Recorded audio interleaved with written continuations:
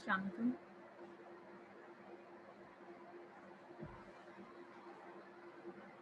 Hello.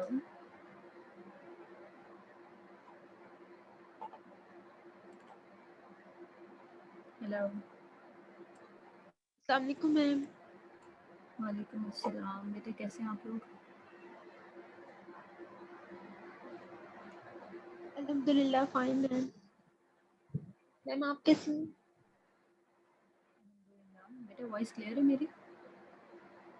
Yes ma'am. कोई distortion कोई problem तो नहीं है वॉइस में?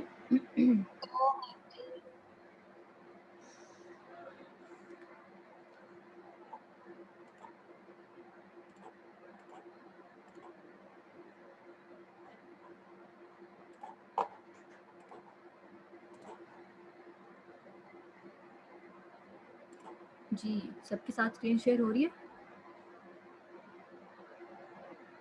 Yes ma'am.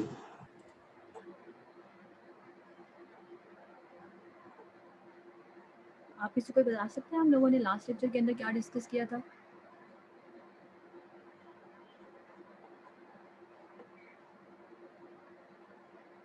Yes ma'am.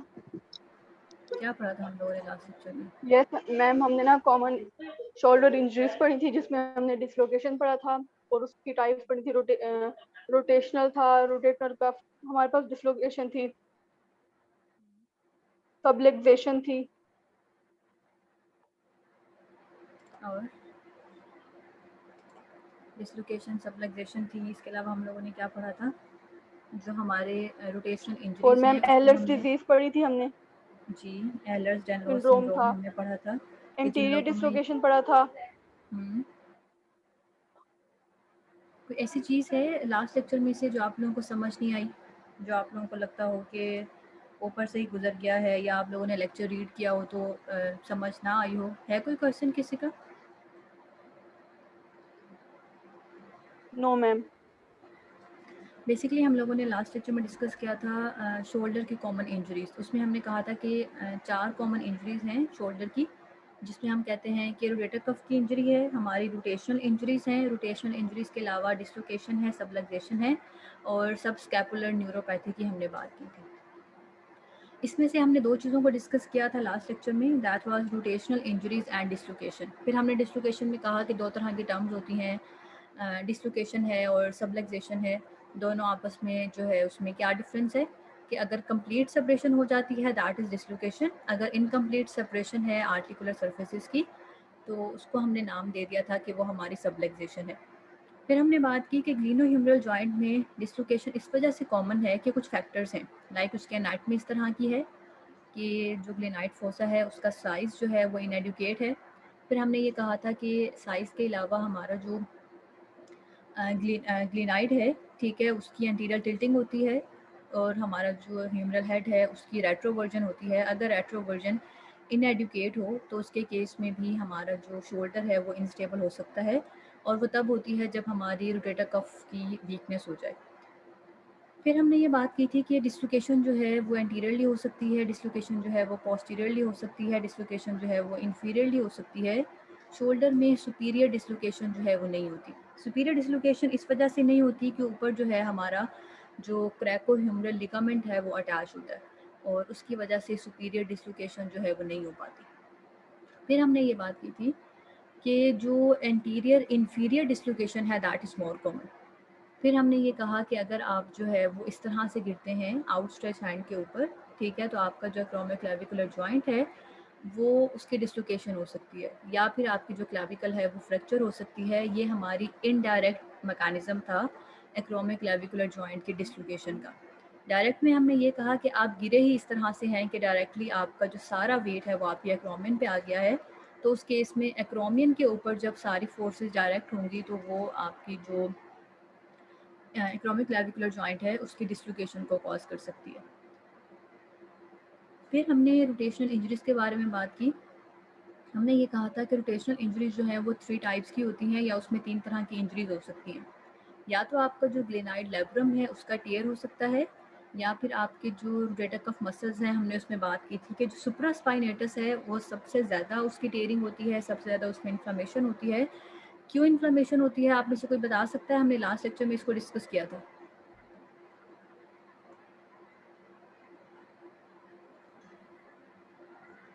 Anyone? हमने ये बात की थी कि सुप्रास्पाइनेटस जो है वो सबसे ज़्यादा इन्वॉल्व होता है। क्यों इन्वॉल्व होता है सुप्रास्पाइनेटस सबसे ज़्यादा?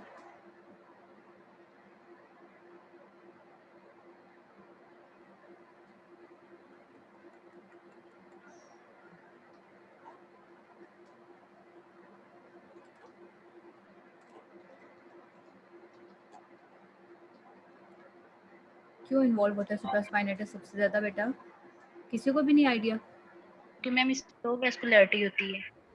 जी, हमने लास्ट लेक्चर में ये बात की थी कि सुप्रास्पाइनेटस मसल है हमारा, इसकी जो ब्लड सप्लाई है वो कम होती है, लो वास्कुलरिटी होती है। इस वजह से सुप्रास्पाइनेटस जो है वो सबसे ज़्यादा प्रोन होता है इंजरी में इन अदर जैसे as compare to other rotator cuff muscles.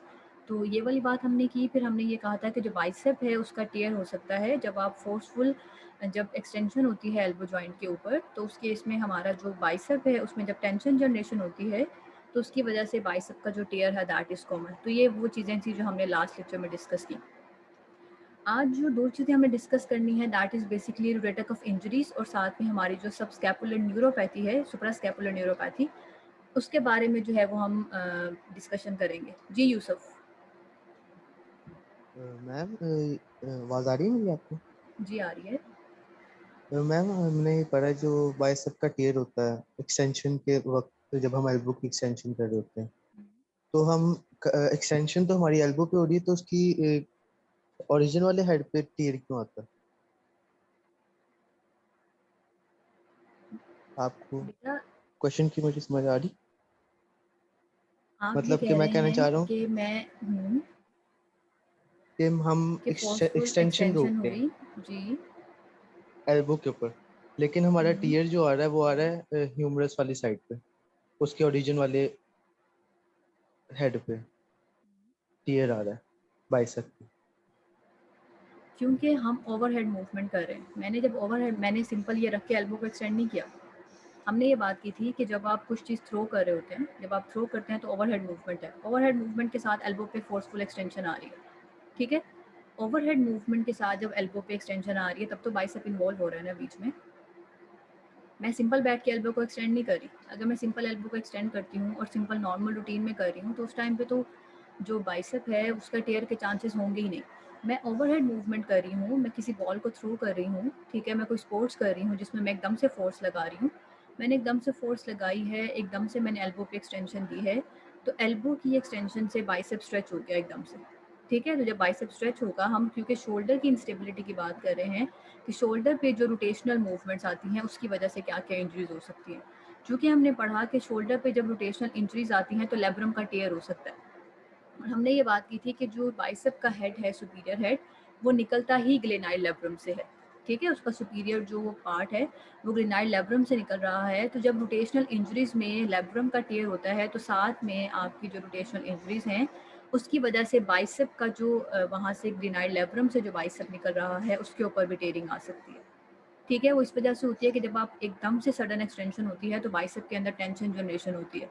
वो जो टेंशन जनरेशन एकदम से होती है उसकी वजह से बाइसेप जो है उसका टेयर हो सकता है, ठीक है। ओके मैम, थैंक ये यू। हम और मैम शोल्डर एक की और क्वेश्चन। रोटेशनल इंजरी की बात कर रहे हैं। मैं नॉर्मल हमारी एल्बो की एक्सटेंशन की बात नहीं कर रही, हम शोल्डर की रोटेशनल इंजरीज के लिहाज से इसको डिस्कस कर रहे हैं, ठीक है जी। क्या क्वेश्चन जी है एक मैम। और? और मैम दूसरा क्वेश्चन था वो जो हमने सुप्रा सुप्रास्पाइनेटस। स्पाइनस मसल की, उसके मसल की बात की है कि वो उसके अंदर इंजरी ज़्यादातर तब आती है जब हम डिसलरेशन कर रहे होते हैं। डिसलरेशन की मूवमेंट के वक्त उसके अंदर टियर की इंजरी आती है, वो इस तरह लिखा हुआ था स्लाइड्स में। तो वो डिसलरेशन वाले में स्पेसिफिक क्यों होता है, मतलब डिसलरेशन का उसमें क्या होता है मकसद? आप लोगों ने, मैं अभी आप जो रोटेटर कफ इंजरीज पढ़ाऊंगी तो शायद आपको चीज़ें और ज़्यादा क्लियर होंगी।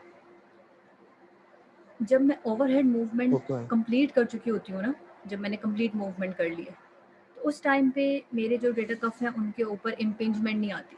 रोटेटर कफ के ऊपर इम्पिंजमेंट आती है 60 से 120 के एंगल के दरमियान।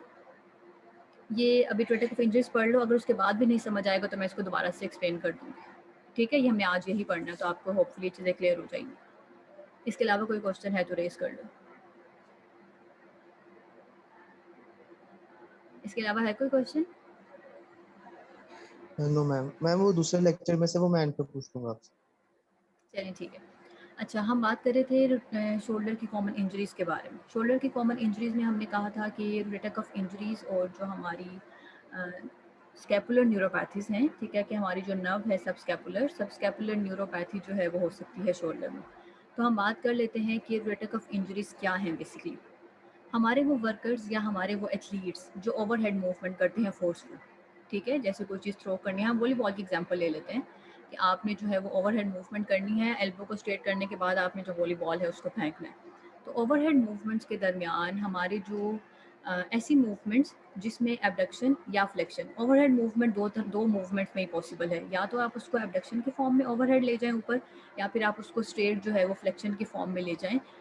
तो वो वर्कर्स जो बहुत ज़्यादा ओवरहेड मूवमेंट्स करते हैं, जैसे आप कभी देखें कभी बिल्डिंग्स बन रहे हो तो वर्कर्स जो हैं वो नीचे से ईंटें जो है वो ऊपर की तरफ उछाल रहे होते हैं, ठीक है, कंप्लीट जो है वो ओवरहेड मूवमेंट करके। तो वर्कर्स जो ओवरहेड मूवमेंट्स करते हैं, या एथलीट्स जो इस तरह की जो है वो गेम्स खेलते हैं, जैसे आपने टेनिस को सर्व करना है, ठीक है, आप बैडमिंटन खेलते हैं तो आप ओवरहेड मूवमेंट्स कर रहे हैं। तो ये वाली जो स्पोर्ट्स होती हैं इनके अंदर जो हमारे रोटेटर कफ मसल्स हैं इनकी इंजरी के चांसेस बढ़ जाते हैं। तो कॉमन इंजरी जो हमारे वर्कर्स में या जो एथलीट्स हैं वो जो फोर्सफुल ओवरहेड मूवमेंट्स करते हैं जिसमें फ्लेक्शन और एडक्शन है साथ में मीडियल रोटेशन के, ये चीज़ें जो हैं ये प्रीडिस्पोज करती हैं हमारे पेशेंट्स को टुवर्ड्स सब एक्रोमियल इम्पिंजमेंट सिंड्रोम और शोल्डर इम्पिंजमेंट सिंड्रोम, ठीक है। अब सब एक्रोमियल इम्पिंजमेंट सिंड्रोम और शोल्डर इम्पिंजमेंट सिंड्रोम क्या है? हम लोग इस डायग्राम को बहुत दफ़ा देख चुके हैं पहले। एंटीरियरली जो है वो आपका ये सारे आपके जो रोटेटर कफ के मसल्स हैं वो अटैच हैं, ठीक है। ये सुप्रास्पाइनेटस मसल जो है वो यहाँ पे अटैच है, इंफ्रास्पाइनेटस है, टीरिस माइनर है, और आपका जो सब स्कैपुलारिस है, ठीक है। ये आपके सारे रोटेटर कफ मसल्स हैं जो एंटीरियर, सुपीरियर, पोस्टीरियरली जो है वो आपको एक कफ बनाते हैं यहाँ पे शोल्डर के ऊपर।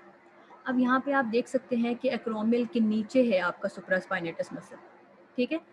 अगर आपका नॉर्मल जो बायोमैकेनिक्स है, जैसे हमने पढ़ा था कि जब भी हम शोल्डर के ऊपर फ्लेक्शन एब्डक्शन को परफॉर्म करते हैं तो कॉपरेशन होती है डेल्टॉइड की और कॉपरेशन होती है साथ में आपके रोटेटर कफ मसल्स की। अगर रोटेटर कफ मसल प्रॉपरली काम ना करें, ठीक है, वो वीक हो जाएं, उनमें कोई प्रॉब्लम हो जाए, या बार बार जैसे ओवरहेड मूवमेंट की वजह से रबिंग आ रही है, ठीक है, यहाँ का बरसा जो है वो जो सब एक्रोमियल बरसा है वो इन्फ्लेम्ड हो गया है, या सब एक्रोमियल बरसा में कोई प्रॉब्लम आ गई है, बोन जो है वो डायरेक्ट कांटेक्ट में आ गई है आपके मसल के साथ, तो ये वाली जो चीज़ें हैं ये बेसिकली इम्पिंजमेंट कॉज कर सकती हैं। इम्पिंजमेंट का क्या मतलब है कि किसी चीज़ के ऊपर आप कहें कि प्रेशर आ रहा है या वो चीज़ जैसे चुभ रही है, ठीक है, इम्पिंज कर रही है आपके स्ट्रक्चर्स को। तो ये वाली जो बोन है, ये जो आपके एक्रोमिन की बोन है, इसके नीचे जो मसल है ये दोनों एक दूसरे के साथ रबिंग में आते हैं, इसको हम कहते हैं सब एक्रोमियल इम्पिंजमेंट। एक्रोमिन के नीचे मसल जो है वो इम्पिंज हो रहा है, वो बोन के साथ रबिंग में आता है जब आप ओवरहेड मूवमेंट करते हैं, और ये एक स्पेसिफिक टाइम में है। जैसे 60 से मैं जब मूवमेंट स्टार्ट करूँगी, आप इस तरह के जो पेशेंट्स हैं उनके लिए डायग्नोस्टिक टेस्ट क्या होता है, आप उन्हें कहते हैं कि हाथ उठा के दिखाएं, 60 तक उनको कोई पेन नहीं आता, ठीक है, वो आपको कहते हैं कि कोई पेन नहीं है। 60 से 120 तक की जो मूवमेंट है इसमें क्या होता है, हमने इसमें पढ़ा था कि डेल्टॉइड अपवर्ड शेयर फोर्स लगाता है, रोटेटर कफ जो है वो डाउनवर्ड फोर्स लगा रहे हैं। अगर डाउनवर्ड फोर्स नहीं लगेगी क्योंकि रोटेटर कफ मसल्स जो हैं वो वीक हो गए हैं या उनमें कोई इन्फ्लेमेशन हो गई है, तो सिंपल सी बात है जब आप ओवरहेड मूवमेंट करेंगे तो ये मसल जो है ये नॉर्मल मूवमेंट के बजाय हेड ऑफ द ह्यूमरस को ग्लिनाइड में फिक्स करने के बजाय जब एबनॉर्मल ही मूव करेगा और डेल्टॉइड जो है वो उसकी फोर्स बढ़ जाएगी और वो ऊपर की तरफ खींचेगा आपके हाथ को, तो ऑटोमेटिकली ये जो मसल है या आपकी बोन के नीचे रब होगा। इसको हम कहते हैं सब एक्रोमियल इम्पिंजमेंट, या आप कह सकते हैं कि रोटेटर कफ की इम्पिंजमेंट है। नॉर्मली क्या हुआ, आपकी जो नॉर्मल बायोमैकेनिक्स थी शोल्डर की वो डिस्टर्ब हो गई, आपका मसल वीक हो गया, रोटेटर कफ मसल काम नहीं कर रहे, आप जो है वो इमोबिलाइज रहे हैं, रोटेटर कफ मसल में कोई प्रॉब्लम हो गया, जैसे हमने बात की थी कि सुप्रास्पाइनेटस की वास्कुलरिटी कम होती है तो इस वजह से वो अफेक्ट हो सकता है, या बार बार ओवरहेड मूवमेंट की वजह से इस पर बार बार जब फोर्स एक्सर्ट कर रही है, बार बार ये रबिंग में आ रहा है, तो ये वाली चीज़ें जो हैं ये आपकी जो मसल्स हैं रोटेटर कफ के, उनमें प्रॉब्लम कॉज कर सकती है। ठीक है, तो इसको हम कहते हैं कि ये हमारे सबएक्रोमियल इम्पिंजमेंट सिंड्रोम है। मोस्ट कॉमन डिसऑर्डर है शोल्डर का। आपके पास जो शोल्डर इम्पिंजमेंट सिंड्रोम है उसके बहुत ज़्यादा पेशेंट्स आते हैं, क्योंकि ये मोस्ट कॉमन है। किन लोगों में? जो ओवरहेड मूवमेंट्स बहुत ज़्यादा करते हैं वर्कर्स, या वो जो एथलीट्स होते हैं। इसकी वजह से क्या होगा? Progressive loss of function and disability. जाहिर सी बात है, एक पेशेंट है, जब वो ओवरहेड मूवमेंट करता है उसको पेन होता है, तो वो मूवमेंट नहीं करेगा ताकि वो खुद को पेन फ्री रख सके। जब वो खुद को पेन फ्री रखेगा और ओवरहेड मूवमेंट नहीं कर रहा, तो इसका मतलब है कि ओवरहेड जो भी उसके फंक्शंस थे उनका लॉस हो रहा है। ठीक है, वो डिसेबल हो रहा है। अगर वो को वर्कर है, उसका काम की नौयत ही इस तरह की है कि उसने ओवरहेड मूवमेंट करनी है, या एथलीट है, ठीक है, उसका काम ही ये है, तो अब अगर वो ये सब कुछ नहीं करेगा तो obviously it will leads toward disability. ठीक है, अब बात कर लेते हैं कि क्या क्या कॉजेज हैं रोटेटर कफ इंजरीज के। प्रेशर पड़ता है रोटेटर कफ के टेंडन्स पे, किस वजह से? कि सराउंडिंग जो सॉफ्ट टिश्यूज हैं या जो बोन है वो इसको कंप्रेस कर रही है। कंप्रेस क्यों कर रही है? क्योंकि नॉर्मल बायोमैकेनिक्स जो है वो डिस्टर्ब हो गई है। डिस्टर्ब क्यों हुई है? बार बार ओवरहेड मूवमेंट करने की वजह से आपके जो टेंडन्स हैं उनके रबिंग आना शुरू हो गई, उन पर इन्फ्लामेशन स्टार्ट हो गई है। जब उन पर इन्फ्लामेशन होगी और जब नॉर्मली आपकी जो बोन है वो मूव नहीं करेगी, क्योंकि बोन इटसेल्फ मूव नहीं कर सकती, उसको मसल्स मूव कराते हैं। अब मसल्स जब उसको मूव नहीं करवा पा रहे, तो ऑटोमेटिकली जो प्रेशर पड़ेगा रोटेटर कफ टेंडन्स पे, तो वो उसके सराउंडिंग जो बोन और सॉफ्ट टिश्यूज़ के फॉर्म में पड़ रहा है, तो ये चीज़ जो है वो काम ख़राब करेगी। इसी चीज़ की वजह से आपकी जो मसल्स हैं वो अफेक्ट होंगे। आवाज़ नहीं आ रही क्लियर? आवाज़ में डिस्टॉर्शन है? नो मैम, आ रही है, आवाज आ रही है। बेटा आप अपना नेट चेक करो, शायद आपके नेट में इशू होगा, क्योंकि यहाँ से तो वॉइस क्लियर है। अच्छा, और दूसरे कॉजेज़ क्या हो सकते हैं रोटेटर कफ इंजरीज़ के? इम्प्रॉपर बायोमैकेनिक्स, जो मैंने अभी आपको बताया, वही वाली बात जो हमने बहुत शुरू के लेक्चर्स में पढ़ी थी। दोबारा से रिपीट कर रही हूँ, अभी पहले भी रिपीट की है। शोल्डर के जो मसल्स हैं, रोटेटर कफ के मसल्स और जो हमारा डेल्टॉइड है, ये आपस में कॉपरेशन में काम करते हैं। शोल्डर के जो रोटेटर कफ के मसल्स हैं वो डाउनवर्ड शेयर फोर्स लगाते हैं, डेल्टॉइड अपवर्ड शेयर फोर्स लगाता है।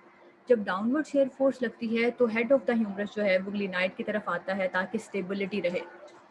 जब आपके रोटेटर कफ मसल्स ठीक नहीं होंगे तो head of the humerus properly जो है वो ग्लिनाइड की तरफ पुश नहीं होगा, और जब ये शेयर फोर्स कम होगी, क्योंकि दोनों शेयर फोर्स एक दूसरे को काउंटर बैलेंस करने के लिए होती है। अब अगर ये फोर्स कम होगी तो ऑटोमेटिकली जिस तरफ की फोर्स ज़्यादा होगी चीज़ उस तरफ मूव कर जाएगी। जैसे आप कभी टग ऑफ वॉर खेलें, ठीक है, एक तरफ से यहाँ से रस्सा खींच रहे होते हैं, एक तरफ से यहाँ से रस्सा खींचते हैं, जिस तरफ की पावर ज़्यादा होती है चीज़ ऑटोमेटिकली उस तरफ मूव कर जाती है। ठीक है, और आप कहते हैं कि आप जीत गए, विन विन सिचुएशन जो होती है।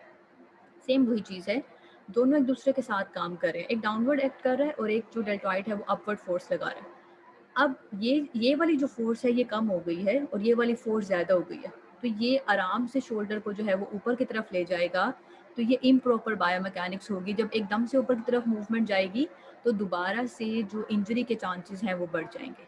तो रोटेटर कफ इंजरीज जो हैं वो इम्प्रॉपर बायोमैकेनिक्स की वजह से भी हो सकती हैं और ज़्यादा, या फिर आपकी जो रिपीटेड मूवमेंट्स हैं उनकी वजह से आपकी जो मसल है वो बोन के साथ रबिंग में आ रहा है। ठीक है, उसके सराउंडिंग जो सॉफ्ट टिश्यूज हैं, जो बोन्स हैं, उसके ऊपर प्रेशर डाल रही हैं, तो ये वाली चीज़ें जो हैं ये आपके रोटेटर कफ मसल को इंजर कर सकती हैं।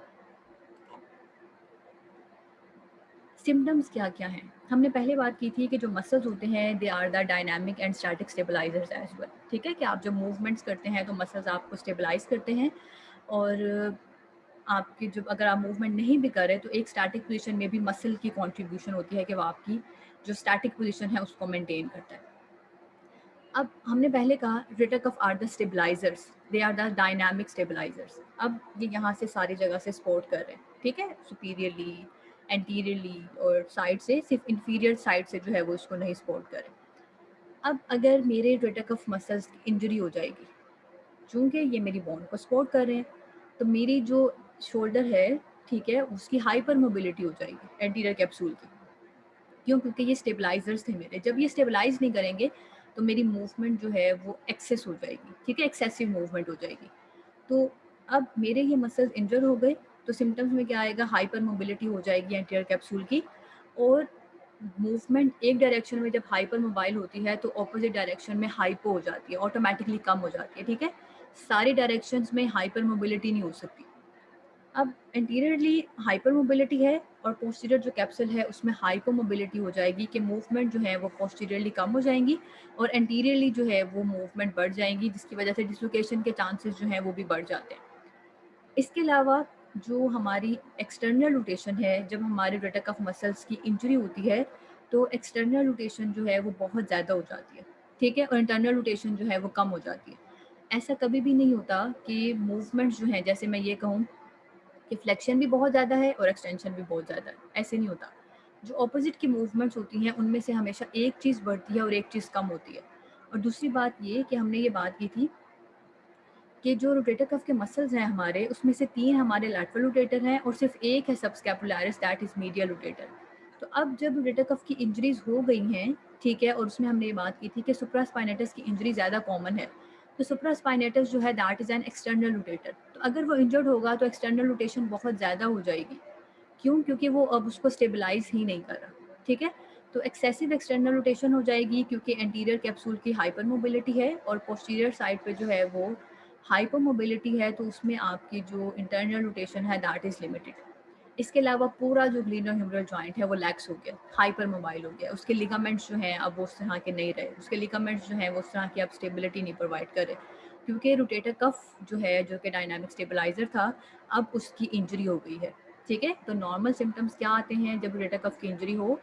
पेशेंट आपको रिपोर्ट करता है या जब आप उसकी रेंजेस चेक करते हैं तो एंटीरियर शोल्डर जो है एंटीरियरली हाइपर मोबिलिटी होती है, पोस्टीरियर कैप्सूल जो है that is hyper mobile, excessive होती है एक्सटर्नल रोटेशन और इंटरनल रोटेशन जो है दैट इज़ लिमिटेड। और साथ में आपको जो पूरा ग्लिनोह्यूमरल जॉइंट है उसके जो लिगामेंट्स हैं उनके ऊपर लेग्सिटी आती है, उनकी जो आप कहें कि वो अब लैक्स हो जाते हैं, लैक्स इन अ सेंस रिलैक्स, ठीक है, कि उनका जो उन्होंने जो मूवमेंट्स को कंट्रोल करना होता है वो उस तरह से मूवमेंट्स को कंट्रोल नहीं कर पाते। मोस्ट कॉमनली अफेक्टेड सुप्रास्पाइनेटस है। इसकी क्या रीज़न है? क्योंकि इसकी ब्लड सप्लाई जो है वो कॉम्प्रोमाइज़ होती है। इसकी ब्लड सप्लाई क्योंकि इसके बिल्कुल ऊपर एक्रोमिन है, तो एक्रोमिन जो है इसकी ब्लड सप्लाई को प्रेशराइज करता है, ठीक है। अब जब सुप्रास्पाइनेटस के अंदर इंजरी हो गई है तो उसकी वजह से क्या होगा, ऊपर लगा हुआ है, स्पाइन से निकलता है और ऊपर ही आके अटैच हो जाता है। तो आपके जो ये एरिया है, ठीक है, सुपीरियर और जो एंटीरियर शोल्डर है, यहाँ पे पेशेंट रिपोर्ट करता है कि उसको पेन है, उसको हाथ लगाने से दर्द होता है। जो हाथ लगाने से दर्द होता है इसको हम मेडिकल लैंग्वेज में कहते हैं टेंडरनेस। वैसे आपको इतना पेन नहीं है, लेकिन जब आप उस चीज़ को टच करते हैं तो आपको पेन आता है। तो हमारी मेडिकल लैंग्वेज में हम इसको कहते हैं कि टेंडर होती है एरिया, ठीक है, कि आप उसको जब टच कर रहे हैं तो आपको पेन आ रहा है। तो जब सुप्रास्पाइनेटस की इंजरीज होती हैं तो हमारा जो ये सुपीरियर पार्ट है और ये जो एंटीरियर पार्ट है शोल्डर का, यहाँ पे पेन आती है, यहाँ पे हाथ लगाने से पेशेंट को पेन होता है, ठीक है।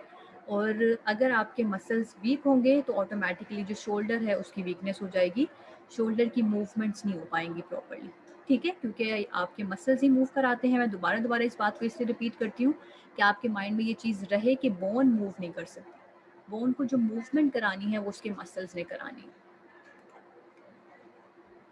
ये आप देख सकते हैं सामने, ये आपके जो मसल्स हैं रोटेटर कफ के, ठीक है, सुप्रास्पाइनेटस है। सुप्रास्पाइनेटस जो है ये इसका टियर शो किया गया है कि एक्रोमिन प्रोसेस के नीचे जो है ये आपका जो सुप्रास्पाइनेटस है, यहाँ पे इसका टियर हो सकता है, ठीक है, जिसको हम कहते हैं कि रोटेटर कफ की जो है वो इंजरी हो गई है। और हमने अभी पढ़ा कि ज़्यादा कॉमन जो है दैट इज़ ऑफ सुप्रास्पाइनेटस। क्यों? क्योंकि इसकी ब्लड सप्लाई इतनी अच्छी नहीं है, इसकी जो ब्लड सप्लाई है उसको प्रेशराइज करता है हमारा एक्रोमिन प्रोसेस। यहाँ पे आप देख सकते हैं, इसमें भी हमने यहाँ पे सुप्रास्पाइनेटस को ही शो किया है कि जो सुप्रास्पाइनेटस है उसकी इन्फ्लेमेशन हो सकती है, ठीक है। इन्फ्लेमेशन कैसे हो सकती है? यही बोन की वजह से कि जब आप बार बार ओवरहेड मूवमेंट कर रहे हैं तो ये बोन के नीचे इसकी रबिंग हो रही है, एक्रोमिन प्रोसेस के नीचे इसकी रबिंग हो रही है। जब इसकी बार बार रबिंग होगी तो ऑटोमेटिकली जो आपका बाइसेप सॉरी सुप्रास्पाइनेटस जो है उसका टेंडनाइटिस हो जाएगा, ठीक है, कि उसके टेंडन की इन्फ्लेमेशन हो जाएगी। इसमें भी यही चीज़ है, रोटेटर कफ की जो है वो टेंडनाइटिस दिखाया गया है कि इसके जो टेंडन्स हैं जो नॉर्मली यहाँ पे ब्लेंड करते हैं, ये सारे टेंडन ब्लेंड करते हैं अराउंड द शोल्डर जॉइंट, ताकि इसको एक कफ की तरह जो है वो ऐसे इसको जकड़ लें, इसको सपोर्ट प्रोवाइड करें। तो इनके अंदर जो है वो इन्फ्लेमेशन हो सकती है, किस वजह से? ओवरहेड मूवमेंट्स की वजह से। वो ओवरहेड मूवमेंट्स जिसमें एबडक्शन और फ्लेक्शन हो और साथ में आपकी मीडियल जो रोटेशन है वो ऐड हो।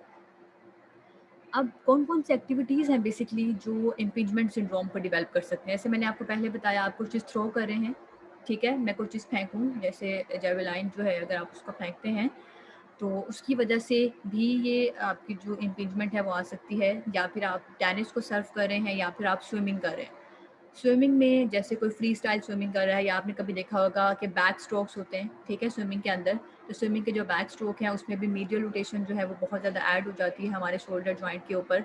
इसी तरह से अगर बटरफ्लाई स्ट्रोक्स लगा रहे हों तो ये जो स्विमिंग की एक्टिविटीज़ हैं ये भी शोल्डर में इम्पिंजमेंट सिंड्रोम को कॉज कर सकती हैं।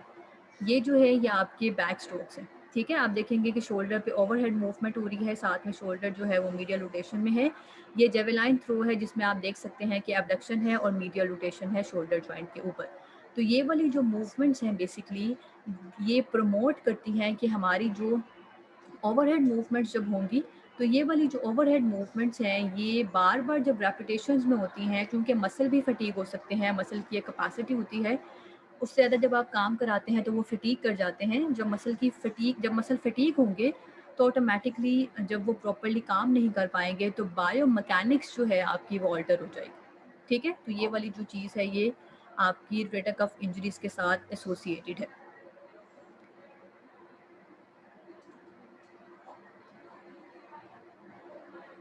ये जो बेसिकली चीज़ है इसको हम कहते हैं कि that is the recovery phase of swimming. अगर आप इस डायग्राम को गौर से देखें, अगर हम बात करते हैं स्विमिंग की तो क्योंकि शोल्डर इम्पिंजमेंट सिंड्रोम जो है वो स्विमर्स में भी बहुत कॉमन है और उस केस में हम इसको नाम दे देते हैं एज स्विमर्स शोल्डर, ठीक है। कि जो हमारा शोल्डर इम्पिंजमेंट सिंड्रोम है ये हमारी जो स्विमर्स हैं उनमें इसी का नाम हम कहते हैं स्विमर्स शोल्डर है, क्योंकि स्विमर्स के अंदर बहुत ज़्यादा कॉमन है शोल्डर की इम्पिंजमेंट।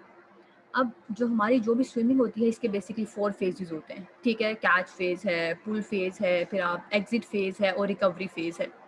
तो मोस्ट कॉमनली जो हमारा रिकवरी फेज़ होता है, ठीक है, उसके अंदर क्या होता है कि जब आपका आर्म एलिवेटेड होता है शोल्डर से और साथ में मीडियल रोटेटेड है। जैसे आप ये देखें, रिकवरी फेज़ बेसिकली क्या होती है, आर्म एग्जिट कर रहा है वाटर को, फिर आर्म दोबारा से एंटर हो रहा है वाटर में, फिर आर्म एग्जिट कर रहा है वाटर को। ये देखें, ये जो लाइन है ये इस वजह से है, ये रिप्रेजेंट कर रही है कि ये वाटर है, ठीक है। तो आर्म का जो एग्जिट है वाटर से और फिर दोबारा से आर्म जो वाटर में जाता है, इस फेज ऑफ स्विमिंग को हम कहते हैं that is a recovery phase, ठीक है। तो जो रिकवरी फेज होता है बेसिकली इसमें क्या होता है कि आप जैसे इसका जो नाम है यही बताता है कि रिकवर कर रहे हैं, ठीक है। कि रिकवर जो है वो आपने आर्म को कम्प्लीटली वाटर से रिकवर कर लिया है, फिर आपने दोबारा आर्म को अंदर डाल दिया है वाटर में। तो this is basically the recovery phase of swimming. तो अब क्या हुआ, रिकवरी फेज ऑफ स्विमिंग में ये होता है कि जब आप ऊपर उठा रहे हैं ओवरहेड, ठीक है, और साथ में जो है वो आप मीडियल रोटेशन परफॉर्म कर रहे हैं, ये ठीक है, मीडियल रोटेशन परफॉर्म हो रही है शोल्डर जॉइंट के ऊपर।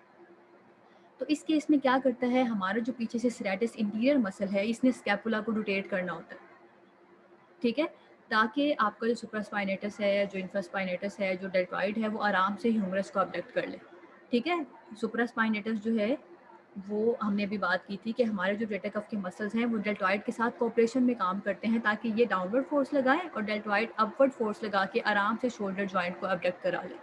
तो जो रिकवरी फेज़ होती है, जब आप अंदर लेके जा रहे हैं पानी में हाथ को, फिर दोबारा से बाहर रिकवर कर रहे हैं, तो इस फेज़ में हमारा जो पीछे से सेरेटस इंटीरियर मसल है ये सपोर्ट करता है, ठीक है, ये रोटेट करता है स्कैपुला को ताकि हमारी जो मूवमेंट्स हैं वो फैसिलिटेट। हमने बात की थी कि जब अपवर्ड रोटेशन है उसमें सेरेटस इंटीरियर काम करता है, तो स्कैपुला को रोटेट कराने में इस मसल का बड़ा रोल है।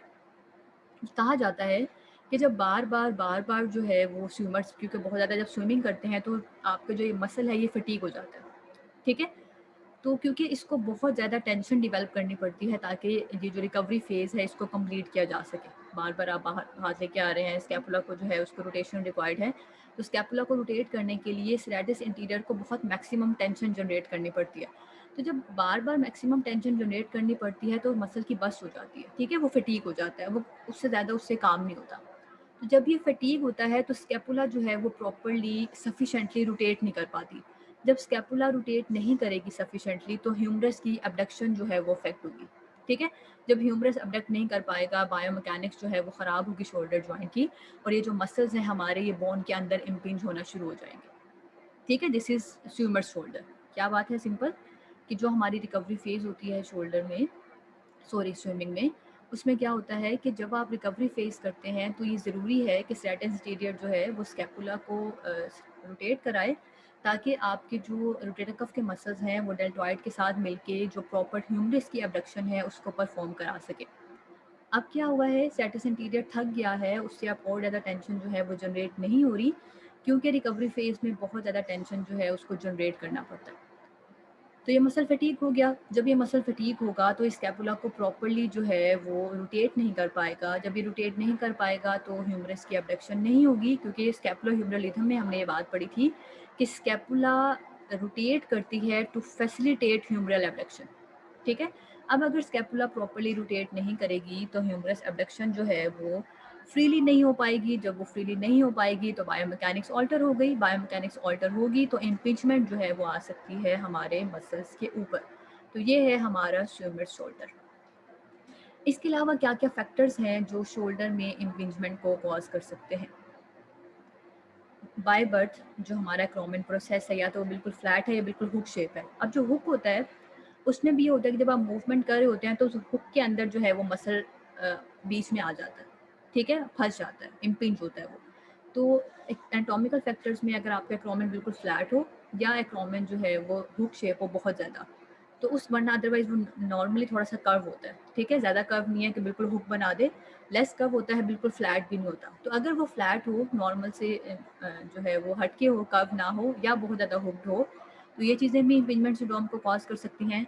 या फिर मेरा एक्रोमिक क्लेविकुलर जॉइंट है, ठीक है, पेशेंट की एज ज़्यादा हो गई है, उसको ओए जो है वो स्टार्ट हो गया। ओए मीन्स ऑस्टियोआर्थराइटिस, आप लोगों ने पहले पढ़ा होगा। तो अगर पेशेंट को ओए हो गया है और बोनी स्पर्स बन गए, तो अगर यहाँ पे मैं प्रोजेक्शंस निकाल दूँ बोन्स की, ठीक है, ऑस्टियोफाइट्स बना दूँ, तो जब मैं मूव करूँगी तो ऑब्वियसली वो जो बोन के पार्टिकल्स आगे बन गए हैं, जो आगे बोन फॉर्म हो गई है, वो मेरे मसल्स को इम्पिंज करेगी। ठीक है। इसी तरह से अगर ह्यूमरस का हार्ट, जैसे हमने पहले बात की थी कि ह्यूमरल हेड जो है वो पोस्टीरियरली एंगल होता है, अगर मैं उसको सुपीरियरली पोजीशन कर दूँ, तो सुपीरियरली अगर मैं ह्यूमरल हेड को पोजीशन करती हूँ तो उस केस में भी जो मेरा रोटेटर कफ मसल्स हैं, ठीक है, वो अफेक्ट होंगे।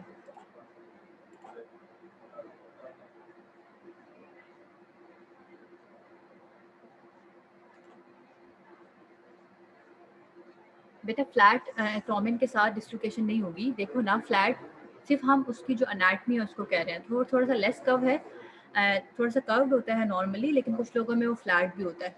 डिस्लोकेशन नहीं होगी क्योंकि मसल्स तो इसके ऊपर वही लगे हुए हैं ना, बोन इटसेल्फ तो खुद को स्टेबल नहीं कर रही। एक्रोमिन की हम बात करें, एक्रोमिन शोल्डर जॉइंट के साथ नहीं बनाता है, एक्रोमिक क्लेविकुलर जॉइंट बनता है, वो थोड़ा सा कर्व होता है एक्रोमिन। अब क्या है, एक्रोमिन फ्लैट है तो इसके लेकिन ऊपर नीचे जो एक्रोमिक क्लेविकुलर लिगामेंट्स लगे हुए हैं, जो मसल्स हैं इसको रीइंफोर्स कर रहे हैं, वो तो वैसे के वैसे ही है ना, तो एकदम से डिसलोकेशन नहीं हो जाएगी, क्योंकि बोन इसके उस कर्व के अंदर फिट नहीं होती, वो दोनों एक दूसरे के साथ लगी हैं और उनके ऊपर जो है वो लिगामेंट्स हैं जो उनको रीइंफोर्स कर रहे हैं, जो कैप्सूल्स हैं वो उनको रीइंफोर्स कर रहे हैं। ठीक है, तो डिसलोकेशन नहीं होती। अभी ये क्वेश्चन रेज किया था किसी ने।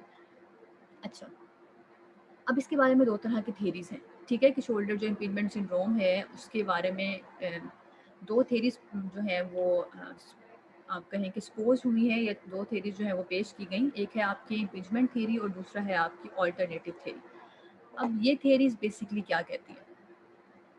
इम्पिंजमेंट थेरी ये कहता है कि जेनेटिकली बाय बर्थ क्या होता है कि आपका जो एक्रोमिन है, ठीक है, और जो हेड ऑफ द ह्यूमरस है, उन दोनों के दरमियान में जो स्पेस है वो बहुत नैरो है, कि जब भी मूवमेंट होती है, ठीक है, ऐसे लोग जिनमें बाय बर्थ एक्रोमियन और जो हेड ऑफ द ह्यूमरस है उसके दरमियान की स्पेस जब कम होगी, ठीक है, जिसको हम कहते हैं सब एक्रोमियल स्पेस। अगर आपको नेट में याद हो, हमने पढ़ा था कि जैसे सपोज ये एक्रोमिन प्रोसेस है और नीचे हेड ऑफ द ह्यूमरस होता है, इनके दरमियान में जो है जो स्पेस होती है उसको हम कहते हैं सब एक्रोमियल स्पेस, जो एक्रोमियल से नीचे है। और यहाँ पे हमने पढ़ा था एक बरसा होता है जो इन दोनों की आपस की रबिंग को मिनिमाइज करने के लिए होता है, यहाँ पे जो मसल्स हैं उनके साथ रबिंग ना हो। तो बाय बर्थ जेनेटिकली वो लोग जिनमें ये स्पेस पहले से रिड्यूस है, ठीक है, कि बहुत नैरो स्पेस है, तो उनमें इम्पिंजमेंट जो है वो ज़्यादा होती है। ठीक है। ऑल्टरनेटिव थ्योरी ये कहती है कि जो मेजर फैक्टर है इम्पिंजमेंट सिंड्रोम का वो ये है कि जब आप बार बार ओवरहेड मूवमेंट करते हैं तो ओवर स्ट्रेचिंग होती है सुप्रास्पाइनेटस की। जब सुप्रास्पाइनेटस की ओवर स्ट्रेचिंग होती है बार बार तो इसमें इन्फ्लेमेशन स्टार्ट हो जाती है। ठीक है, तो ये वाली जो चीज़ है ये इम्पिंजमेंट को कॉज करती है कि जब ये इन्फ्लेम्ड हो गया है तो ऑब्वियसली इन्फ्लेम्ड जो जॉइंट्स होते हैं, जैसे एडिमा हो जाता है, वहाँ पे इन्फ्लेमेशन हो जाती है, सूज जाते हैं, अदर वर्ड स्वेलिंग हो जाती है, तो उसके केस में जो स्पेस है वो और ज़्यादा कम हो जाएगी। तो ऑल्टरनेटिव थ्योरी ये कहती है कि सुप्रास्पाइनेटस की इन्फ्लेमेशन की वजह से इम्पीचमेंट सिंड्रोम होता है, जबकि इम्पीचमेंट थ्योरी ये कहती है कि बाय बर्थ ही अगर आपकी जो सबएक्रोमियल स्पेस है, यानी कि एक्रोमियल से नीचे और ह्यूमरस के हेड से ऊपर जो स्पेस है सबएक्रोमियल, अगर वो नैरो हो तो इसके दरमियान में जो हमारे मसल्स गुजर रहे हैं, हमारे सुप्रास्पाइनेटस है इन दोनों के दरमियान में पड़ा हुआ, तो उसके ऊपर नैरो होने की वजह से जो फोर्स है या जो प्रेशर है वो बढ़ जाता है। ठीक है, तो ये इम्पीचमेंट थ्योरी है। इम्पीचमेंट थ्योरी ये कहती है कि जब ये स्पेस नैरो हो जाती है तो हमारे जो यहाँ पे बरसाज हैं, हमारे जो ग्रेटर कफ के मसल्स हैं, ये सारे इस बीच में जब आप आर्म को एलिवेट करते हैं तो इसके दरमियान में बीच में जो है वो प्रेशर की वजह से उनके ऊपर कंप्रेशन आती है, उनके ऊपर इम्पिंजमेंट आती है। ठीक है, जिसकी वजह से वो आपस में फ्रिक्शन करते हैं। जब फ्रिक्शन होती है तो वियर एंड टियर का जो प्रोसेस है वो स्टार्ट हो जाता है। जबकि ऑल्टरनेटिव थ्योरी ये कहती है कि जब सुप्रास्पाइनेटस का जो मसल है वो इन्फ्लेम्ड हो गया तो आप क्या करेंगे, आप नॉर्मल मूवमेंट्स को परफॉर्म नहीं कर पाएंगे। क्यों? क्योंकि आपको पेन है, हमने पीछे बात की, पेन होता है, यहाँ पे टेंडरनेस होती है anterior and superior region of the shoulder joint में। तो अब आप क्या करेंगे, अब आप नॉर्मल मूवमेंट नहीं कर पाएंगे। ठीक है, कि हेड ऑफ द ह्यूमरस को रोटेटर कफ ने ग्लिनाइड फोसा के अंदर रखना था, तो ये वाला काम अपना वो परफॉर्म नहीं कर पाएगा। तो जो डेल्टॉइड है उसका पुल बढ़ जाएगा। ठीक है, वही वाली बात जो अभी पीछे डिस्कस की कि ये चीज़ वीक हो गई है, ये चीज़ जो है वो अपनी नॉर्मल काम कर रही है कि डेल्टॉइड की फोर्स तो उतनी ही है, रोटेटर कफ जो है वो ज़्यादा फोर्स नहीं लगा पा रहे। ठीक है, तो डेल्टॉइड जो है वो बहुत ऊपर ले जाएगा एब्डक्शन के दरमियान, जिसकी वजह से और ज़्यादा जो हमारे मसल्स हैं उनके ऊपर इम्पिंजमेंट आएगी। क्योंकि ये मूवमेंट तो हो रही है लेकिन यहाँ से जो स्लाइडिंग होनी थी वो नहीं हो पा रही। तो इस मूवमेंट की वजह से यहाँ पे जब इस तरह मूवमेंट आएगी तो रबिंग ऑटोमेटिकली जो है वो होगी, जिसकी वजह से आपकी जो इम्पिंजमेंट है वो इन रिजल्ट आएगी। तो ये बेसिकली था आपका शोल्डर इम्पिंजमेंट सिंड्रोम। रिपोर्ट से बताती हैं कि जो हमारे कॉम्पिटिटिव स्विमर्स हैं, जो कंपटीशन करते हैं स्विमिंग का, ऑब्वियसली वो बहुत ज़्यादा स्विम करते हैं और उसमें बहुत जैसे आप देखेंगे स्ट्रोक्स लगाने होते हैं, बैक स्ट्रोक्स हैं और बटरफ्लाई स्ट्रोक्स हैं, और जैसे हमने अभी रिकवरी फेज की बात की तो 50% जो कॉम्पिटिटिव स्विमर्स होते हैं वो शोल्डर पेन को कंप्लेन करते हैं। ठीक है, क्योंकि उनमें इम्पिंजमेंट जो है वो हो जाती है, क्योंकि स्टैटस इंटीरियर जो है वो फटीग हो जाता है, तो उसकी स्ट्रेंथनिंग जो है वो गाइड करनी चाहिए। इसके अलावा जो हमारे गोल्फ खेलते हैं, गोल्फर्स जो हैं ऑल, ठीक है, जो बहुत अरसे से गोल्फ खेलते हैं, तो उन लोगों में भी जो एज के साथ साथ डिजनरेटिव चेंजिंग्स आती हैं, तो उन लोगों में भी जो शोल्डर इम्पिंजमेंट सिंड्रोम है वो बहुत ज़्यादा जो है वो रिपोर्ट हुआ है। ठीक है, क्योंकि उनके जो एज के साथ साथ जो डिजनरेटिव चेंजिंग्स हैं, जैसे मैं कहूँ कि ऑस्टियोफाइट्स बन गए, ऑस्टियोफाइट्स की वजह से जो बोन की प्रोजेक्शंस हुई, वो बोन की प्रोजेक्शंस जो हैं वो मेरे रोटेटर कफ मसल्स को जो है वो इम्पिंज कर रही हैं, उनमें प्रॉब्लम कॉज कर रही हैं, तो उनकी वजह से मेरे जो रोटेटर कफ के फंक्शंस हैं वो इम्पेयर्ड हो सकते हैं। ठीक है, तो ओल्डर जो हमारे गोल्फर्स हैं उनके अंदर भी रिपोर्ट हुआ है बहुत ज़्यादा शोल्डर इम्पिंजमेंट सिंड्रोम।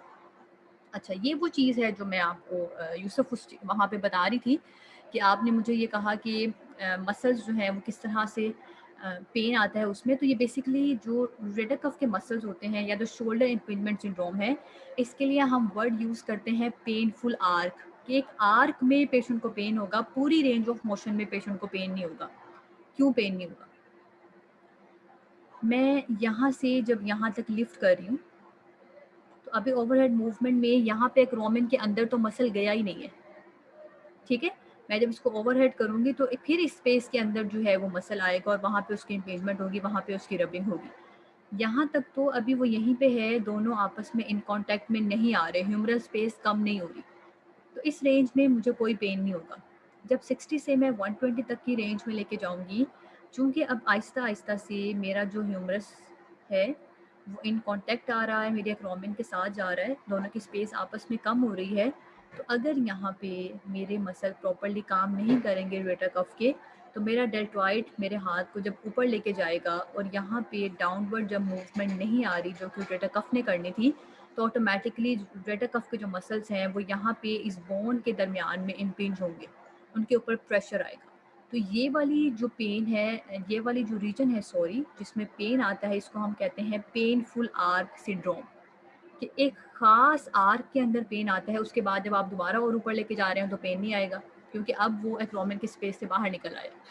ठीक है, तो पेशेंट जो है वो आपको रिपोर्ट करता है कि इनिशियल स्टेजेस में पेन नहीं होता और एक्सट्रीम जो स्टेजेस हैं उसमें पेन नहीं होता। ये जो मिड की रेंज है 60 से 120 में, इसमें पेन होता है। क्यों? क्योंकि हेड ऑफ द ह्यूमरस और जो सबएक्रोमियल स्पेस है इसके दरमियान के जो टिश्यूज़ हैं वो जैसे जैसे आप मूवमेंट को ऊपर करते जाएंगे ये और उसके क्लोज आता जाएगा, इनके आपस की जो स्पेसिस हैं वो कम होना शुरू हो जाएंगी। ठीक है, तो ये वाली चीज़ है, इसको हम कहते हैं पेनफुल आर्क है। होपफुली यहाँ से आपको ये चीज़ क्लियर हो गई होगी। Next one is subscapular neuropathy. वो एथलीट्स जो ओवरहेड मूवमेंट्स करते हैं, वेट लिफ्टिंग करते हैं बहुत ज़्यादा, वॉलीबॉल खेलते हैं, बेसबॉल खेलते हैं, फुटबॉल है, रैकेट बॉल प्लेयर्स हैं, जिमनास्ट हैं, डांसर्स हैं, वो लोग जो ओवरहेड मूवमेंट्स या वेट लिफ्टिंग वगैरह करते हैं, ऐसे लोगों में जो हमारी सबस्कैपुलर नर्व है, ठीक है, सबस्कैपुलर नर्व आप लोगों ने पढ़ा होगा, स्कैपुला जो है आपकी, उसके ऊपर एक सुप्रास्कैपुलर नोच होती है, उस नोच के अंदर से आपकी जो सबस्कैपुलर नर्व है वो गुजर रही होती है। तो मोस्ट कॉमनली जब आप ओवरहेड एक्टिविटीज़ करते हैं, जब आप ओवरहेड मूवमेंट्स करते हैं या जब आप वेट लिफ्टिंग करते हैं, तो वो जो सबस्कैपुलर नोच है उसके ऊपर आपकी जो सबस्कैपुलर नर्व है उस पर इम्पींजमेंट आ सकती है, कंप्रेशन आ सकता है, वो दब सकती है उस नोच के ऊपर। ठीक है, और ये कब होता है? जब आप बहुत ज़्यादा जो है शोल्डर की अबडक्शन को परफॉर्म करें या फिर लैटरल रोटेशन करें।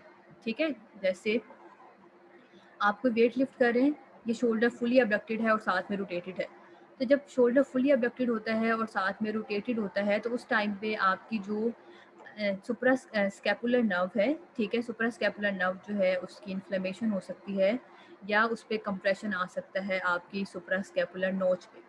ठीक है, कि सुप्रा स्कैपुलर नोच से जहाँ पे आपकी सुप्रा स्कैपुलर नर्व गुजर रही है वहाँ पे उसकी इन्फ्लेमेशन हो सकती है।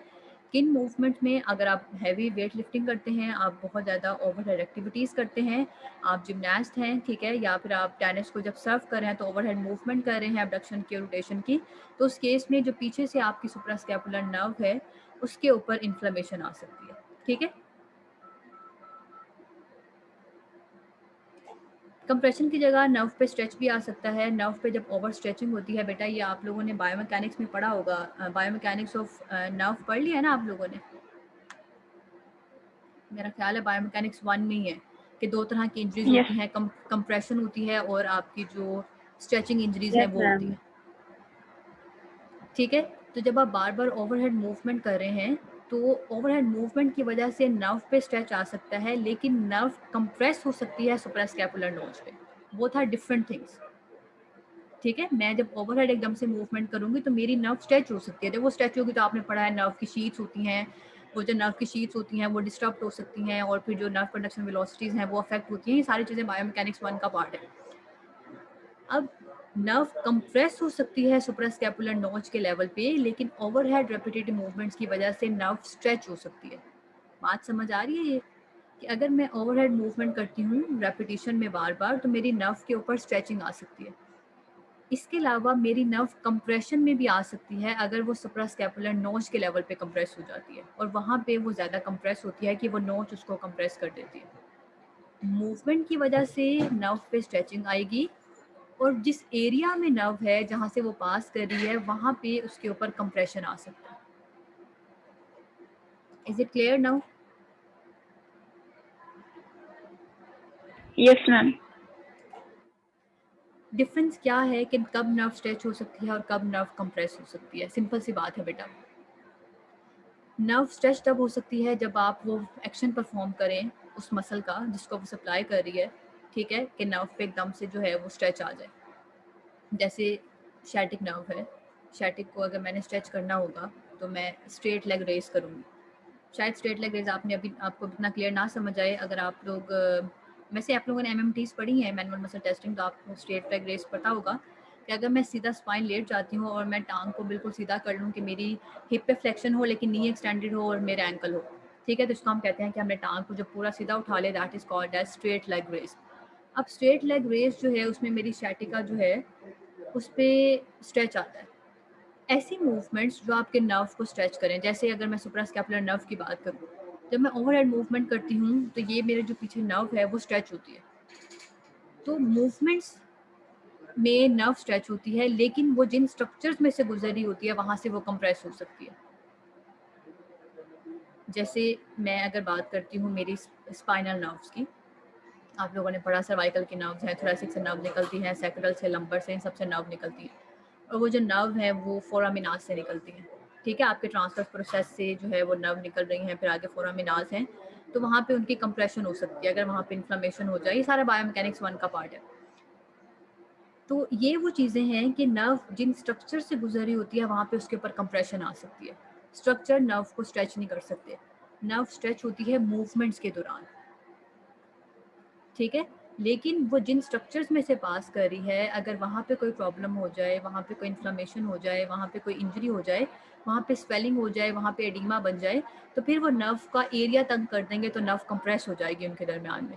लेकिन मूवमेंट्स के दौरान अगर आप एक्सेसिव मूवमेंट्स करते हैं तो नर्व पे स्ट्रेच आ सकता है। तो ये डिफरेंस है कि नर्व कंप्रेशन में कब आती है और नर्व जो है वो स्ट्रेचिंग में कब आती है। क्लियर हो गया बेटा आपको ये बात? तय्यबा, यस मैम। ठीक है। अच्छा, नेक्स्ट वन है स्लैप टेयर। ये मैं जल्दी जल्दी आपको टेयर्स के बारे में बता देती हूँ कि क्या होता है इसके अंदर। हम लोगों ने लास्ट लेक्चर में पढ़ा था कि हमारा जो लेब्रम है वो टेयर हो जाता है। लेब्रम कब टेयर होता है? जब नॉर्मली हमारा रोटेटर कफ के मसल्स जब प्रॉपर्ली काम नहीं करते, वरना क्या होता है कि head of the humerus glenoid cavity के साथ जो है वो आर्टिकुलेट कर रहा होता है। अब जब मेरे रोटेटर कफ के मसल्स स्टेबलाइज नहीं करेंगे, ठीक है, स्टेबलाइज नहीं करेंगे मेरे ह्यूमरस को, तो क्या होगा, यही हेड ऑफ द ह्यूमरस जो है वो ग्लिनाइड जो लेब्रम है उसके साथ आर्टिकुलेट करता है, उसके साथ जो है वो वेयर एंड टियर करता है, उसको जो है वो रप्चर कर देता है। ये हमने लास्ट लेक्चर में डिस्कस की थी सारी बातें। उसी टाइम पे मैंने आपको बताया था कि इन जो टेयर्स हैं इनको हम नाम दे देते हैं कि जो रीजन अफेक्ट होता है, जिस रीजन का टेयर होता है, हम उसके अकॉर्डिंगली जो है वो उसको नाम दे देते हैं कि ये स्लैब है, ये बेनकार्ड है, ये हिल सैक्स है। तो बेसिकली स्लैब लेजन क्या है? मेरा ग्लिनाइड लेब्रम इंजर्ड हो गया। अगर मेरा ग्लिनाइड लेब्रम जो है वो सुपीरियर पार्ट से इंजर्ड हुआ, ठीक है, सुपीरियर और इंटीरियर से, तो उसको मैं कहूँगी that is SLAP. A SLAP tear और a SLAP lesion is an injury to the glenoid labrum. SLAP जो है वो किस वजह से हम इस्तेमाल करते हैं? Superior labral tear from anterior to posterior, ठीक है, कि मेरा जो लेब्रल है वो एंटीरियर, वो सुपीरियर साइड जो मेरा सुपीरियर लेब्रम है वो टेयर हुआ है एंटीरियर से पोस्टीरियर की तरफ जाते हुए, तो इसको मैं कहती हूँ that is a SLAP tear. Many people with slap tear also have other shoulder injuries such as tear in the rotator cuff. ये एक दूसरे के साथ ही होती हैं ऑलमोस्ट। क्यों? क्योंकि जैसे लास्ट वाले लेक्चर से आप माइंड में दोबारा से रखें, मैंने अब दोबारा भी आपको बताया, head of the humerus articulate करता है ग्लिनाइड कैविटी के साथ। जब रोटेटर कफ के मसल्स का टेयर हो जाता है और रोटेटर कफ जो है वो कम्प्लीटली स्टेबलाइज नहीं कर पाता हमारे शोल्डर जॉइंट को, तो उस केस में जो हेड ऑफ द ह्यूमरस है वो ग्लिनाइड कैविटी के बजाय उसको जो सराउंड करती है हमारी ग्लिनाइड लेब्रम, उसके साथ रबिंग में आ रहा होता है ड्यूरिंग द मूवमेंट्स। जब भी मैं ओवरहेड मूवमेंट करूंगी तो ये इनके साथ रबिंग में आएगा। जब ये बार बार रबिंग में आएगा तो ये इसको टीयर कर देगा। तो अगर ये इसको सुपीरियर साइड से टेयर करे तो उसको मैं कहूँगी दैट इज अ स्लैब टेयर, ठीक है, कि सुपीरियर जो मेरा लेब्रम है वो टेयर हो गया है आगे से पीछे की तरफ जाते हुए। दिस इज अ स्लैब टेयर, कि जो सुपीरियर पार्ट है मेरा ग्लिनाइड कैविटी का, ठीक है, ग्लिनाइड लेब्रम का, वो आगे से पीछे की तरफ जाते हुए जो है ये जो इसका पार्ट है एंटीरियर टू पोस्टीरियर वो टेयर हो गया है, तो इसको मैं कहूँगी it is a SLAP tear, SLAP lesion, ठीक है। ये वहाँ पे होता है जहाँ पे बाइसेप जो है वो अटैच होता है हमारे लेब्रम के साथ। हमने बात की थी ना कि बाइसेप जो है वो निकलता है हमारे ग्लिनाइड लेब्रम से, तो ये वाला पार्ट जहाँ से वो निकलता है ये सुपीरियर पार्ट है, ये एंटीरियर भी है, ठीक है। तो यहाँ पे जो लेजन होती है इसको हम कहते हैं that is a SLAP tear. Bankart lesion क्या है? ग्लिनाइड लेब्रम का टेयर है, ठीक है, इंफीरियर साइड पे। हमने पहले बात की सुपीरियर, जो सुपीरियर है that is a slab. Anterior side पे जो इंफीरियर तरफ से जो लेयन आएगी उसको हम कहेंगे कि that is a Bankart Leyen. है वही ग्लिनाइड। ग्लिनाइड अगर सुपीरियर साइड पे एंटीरियरली डैमेज होगा तो वो हमारा स्लैब लेयन होगा। वही ग्लिनाइड अगर एंटीरियर साइड पे इंफीरियर से होगा तो उसको हम कहेंगे that is a Bankart lesion. And injury of Bankart. जी बेटा, an injury of the anterior inferior glenoid labrum of the shoulder due to anterior shoulder dislocation. When this happens, a pocket at the front of glenoid forms that allows the humeral head to dislocate into it. ये देखें, ये है तो interior part लेकिन है ये inferior, ठीक है। अब क्या हुआ कि जब यहाँ से इंफीरियर पार्ट से, ये नॉर्मली तब होता है जब शोल्डर डिस्लोकेट कर जाता है, शोल्डर एकदम से डिस्लोकेट करता है तो ये वाला जो ग्लिनाइड लेब्रम का पार्ट है डैमेज हो जाता है। इसकी वजह से क्या होता है कि ये जब डैमेज होता है, इसका टेयर होता है, तो आप देखेंगे ये पॉकेट सी बन गई है एक नीचे, ठीक है। ये जो पॉकेट बनी है तो आपका जो शोल्डर है वो इसके अंदर जाकर डिस्लोकेट हो जाता है, इतनी सी बात है, ठीक है। बेनकार्ड लेगियन जो है वो एंटीरियर साइड पे lower part of the labrum में होती है। ये तब भी हो सकती है जब शोल्डर डिस्लोकेट हो, या इसकी वजह से शोल्डर की डिस्लोकेशन हो सकती है कि शोल्डर डिस्लोकेट करके इस पॉकेट के अंदर गिर जाए। ये क्लियर हो गई है बात सबको? Yes ma'am. Yes ma'am. तो ये जो इंफीरियर साइड पे है anteriorly, this is called as Bankart lesion, ठीक है। ये हेड ऑफ द ह्यूमरस है। ये आप देखेंगे कि इंफीरियर साइड पे जो है ग्लेनाइड के, इसको हम कहेंगे कि ये हमारी बेनकार्ड लेगियन है। अगर सुपीरियर साइड पे होगा that is called as SLAP lesion. ये लास्ट है आपकी term, that is called as Hill सैक्स लेगियन। हिल सैक्स लेगियन बेसिकली क्या है? जब आपका ह्यूमरल हेड डिस्लोकेट होता है, ठीक है, वो जैसे डिस्लोकेट हुआ है ह्यूमरस हेड, तो वो एकदम से जैसे ग्लेनाइड कैविटी के साथ जब लगता है फ्रंट पे, तो ग्लेनाइड कैविटी के साथ जब वो बहुत ज़ोर से लगता है तो क्या होता है, आपके जो ह्यूमरस हेड है उसके अंदर डेंट आ जाता है। जैसे गाड़ी बहुत ज़ोर से कहीं जाके हिट करती है तो उसके अंदर डेंट आ जाता है, ठीक है। वो चीज़ रिप्रेजेंट करती है कि बड़ा फोर्सफुल कोई चीज़ थी जो लगी है एकदम से आके। बट अगर माइनर सी चीज़ें लगे तो इतना प्रॉपर डेंट नहीं पड़ता। अगर बहुत फोर्सफुल लगे कोई चीज़ आके, या बहुत इस तरह का एक्सीडेंट हो, तो आपकी गाड़ी पे जो है वो प्रॉपर डेंट आ जाता है, ठीक है। तो वही चीज़ है कि जब आपका ह्यूमरल हेड जो है वो डिस्लोकेट करता है, तो वो ह्यूमरल हेड जो है वो एकदम से जो ग्रेनाइट है उसके साथ जब जोर से लगता है तो ह्यूमरल हेड के ऊपर डेंट पड़ जाता है। उस डेंट को हम कहते हैं that is a Hill Sachs lesion, ठीक है। उसको हमने नाम दे दिया हिल सैक्स। अब जितनी ज़्यादा उसका डेंट की डेप्थ होगी वो चीज़ बताएगी कि उतना ही ज़्यादा जो ऑपोजिट साइड की चीज़ है वो डैमेज हुई है, ठीक है। जाहिर सी बात है अगर डेंट आपकी गाड़ी में पड़ा है कोई चीज़ लगने से, तो सामने वाली के भी साथ जो है उसको ऊपर जो फोर्स लगी है ऑब्वियसली उसको भी फर्क पड़ेगा। जैसे दो गाड़ियाँ आपस में टकराएं अगर, तो सिर्फ खाली आपकी गाड़ी पर डेंट नहीं पड़ता, सामने वाली गाड़ी जो है वो भी इंजर्ड होती है। तो वो जो दोनों की लेयंस हैं वो रिफ्लेक्ट करती हैं कि कितनी ज़ोर से लगी है या सामने वाली जो चीज़ है उसका भी किस हद तक डैमेज हुआ होगा, ठीक है। तो ये वाली बात है कि depth of the lesion reflects the amount of damage to the opposite side of the joint anterior capsule and the labrum, कि इसके उस पे लगने की वजह से इस पे तो डेंट आया है, लेकिन जो ग्लेनाइड कैविटी है आखिर उसका लेब्रम भी टेयर होगा, जो इन दोनों के दरमियान में कैप्सूल लगा था जॉइंट का वो भी रप्चर हो जाएगा, ठीक है। Therefore, larger hill sacks lesions are associated with higher risk of recurrent dislocation. इस वजह से अगर बहुत ज़्यादा हाई हिल सैक लेगिन हो कि यहाँ पे भी बड़ा प्रॉपर डेंट पड़ गया है, यहाँ पे लेब्रम टेयर हो गया है, यहाँ पे एंटीरियर कैप्सूल जो है वो टेयर हो गया है, तो इसकी वजह से बार बार जो शोल्डर जॉइंट है उस पर डिस्लोकेशन आ सकती है, ठीक है। तो ये this one is a Hill Sachs lesion, कि आपको जो शोल्डर जॉइंट है, जो ह्यूमरस है, हेड ऑफ द ह्यूमरस, उसके ऊपर डेंट आ गया, ठीक है। तो इस डेंट को हम कहते हैं कि ये हमारी हिल सैक लेगिन है। पोस्टीरियर साइड पे जो होगी that would be a Bankart लेगिन।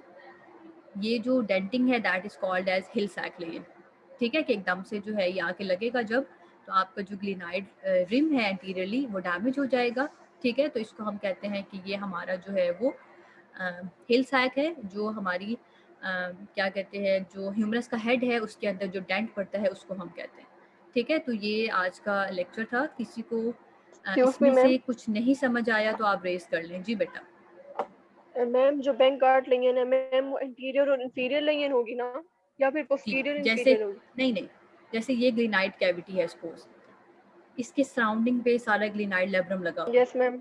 अगर ये यहाँ से इंजर्ड होता है सुपीरियर जी साइड मैम। से, ठीक है, यहाँ से सुपीरियरली वो ये है, तो ये मेरी इंटीरियर साइड ही, लेकिन ये सुपीरियर है, ये जी इंफीरियर है। मैम। अगर ये एंटीरियरली सुपीरियर साइड से होगा that is called as SLAP lesion, और अगर ये एंटीरियरली इंफीरियर साइड से होगा that is called as Bankart lesion. है ये ग्लेनाइड लेब्रम, इसमें हेड ठीक ऑफ है द मैम, ह्यूमरस लग मतलब रहा कि है। ये दोनों में इंटीरियरली होगा लेकिन एक में इंफीरियर होगा और एक में सुपीरियर होगा। जी, जो स्लैब है okay ma'am. That is superior, जो बेनकार्ड है दैट इज इंफीरियर। है ये इंटीरियरली, यस क्यों? मैम। क्योंकि head of the humerus okay ने मैम, इसके साथ लगना है। इंटीरियरली होगा। Yes ma'am. जी, ठीक है, सुपीरियर और थैंक यू मैम। इंफीरियर का डिफरेंस है बस।